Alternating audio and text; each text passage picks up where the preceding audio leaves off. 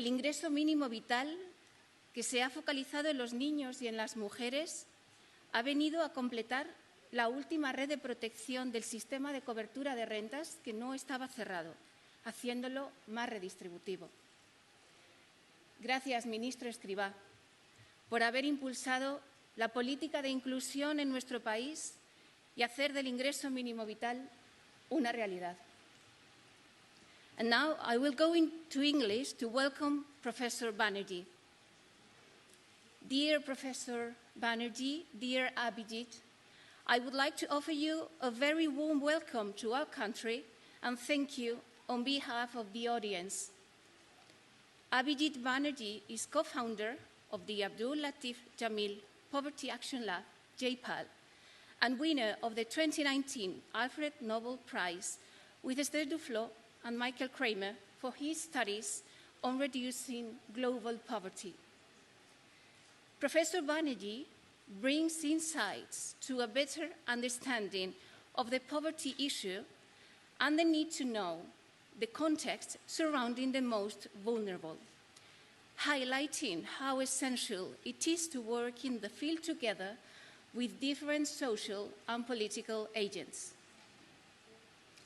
His vision of poverty as a multifactorial problem, together with the use of the experimental methodology, have helped in the advancement of new and innovative poverty alleviation programs. It would take several days for his contributions to be summarized, but we can point to one of his last words with a key finding.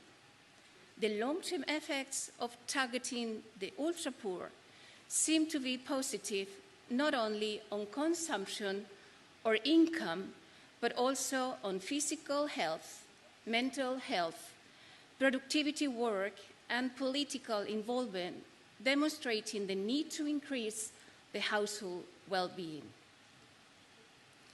This way of public policy design based on evidence, making intensive use of data analysis, has been at the origin of the General Secretariat for Inclusion that I have the honor to lead.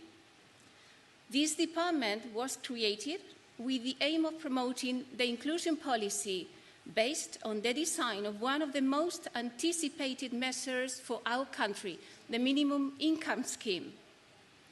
However, the minimum income scheme was not conceived just as a benefit, but a set of measures. It does not seek to subsidize, but to recover, include, not to let anyone without opportunities. For this reason, inclusion itineraries for the minimum income scheme beneficiaries have been deployed. They are designed and accomplished with the use of data and evaluation. This evaluation will allow the most effective programs to be scaled up. The General Secretariat has started more than 30 projects on different aspects of the social inclusion for the most vulnerable. Dimensions as labor, health, social counseling, child support, digital gaps, and green economy, and vulnerable groups such as single parents, people with disabilities, long-term unemployed, or young people in broken families. We are building up a policy lab. These projects are being driven together with the subnational administrations, with the regions, the Spanish autonomous communities, and the municipalities, and non-governmental organizations to assure that we'll get to have inclusion policy findings all over the country. The projects are run through randomized control trials to measure the effectiveness of the inclusion policy tested. The intensive use of data has been present since the design of the minimum income scheme. We were able to access the best source of data on Spanish households with information on their income and wealth, allowing us to estimate ex ante the coverage of the minimum income scheme. Thanks to this estimation, we have been able to continuously monitor the beneficiaries of the minimum income scheme those who have applied for it and not entitled to it, and those who, apparently fulfilling their requirements, have not applied for these benefits. The well-known phenomenon of the non-take-up, so common in means-tested benefits. We have launched several actions that seek to understand and reduce this phenomenon. Today, we have a session dedicated exclusively to the non-take-up. But also we have defined inclusion metrics. If we want public policies to have inclusion in their objectives, we have to know the phenomenon and know how to measure it.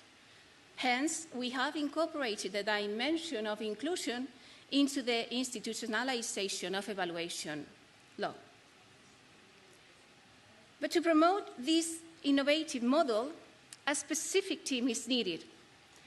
The General Secretariat staff, with extraordinary skills and motivation, and to whom I'm enormously grateful, is made up of people with different backgrounds, being the presence of technicians and evaluators around 80%. I also appreciate the huge effort that my colleagues at the Social Security Department have made for managing such a complex benefit during the pandemic and being in charge of many other benefits of the social shield. The General Secretariat has included the academic support through the collaboration with researchers and institutions I'm also very grateful to work with. For the design of inclusion itineraries, we have the support of CENFI, el Centro de Estudios Monetarios y Financieros, and JPAL, Poverty Action Lab. But also due to the experimental approach of these projects, an ethical committee was approved to assure the compliance of the ethical principles of our policy lab. Also, for the whole production of the General Secretariat, we have an advisory committee made up of expert researchers and academics from a variety of national and international universities. In some minutes, we'll have a discussion between the President of the Government and the Nobel Prize winner. Next, we will listen to Professor Banerjee's reflections on poverty and the experimental approach to social policies. And then we will enjoy 3 panels about the policy lab that we are developing in the General Secretariat and some case studies together with CENFI and JPAL. I hope you enjoy the event.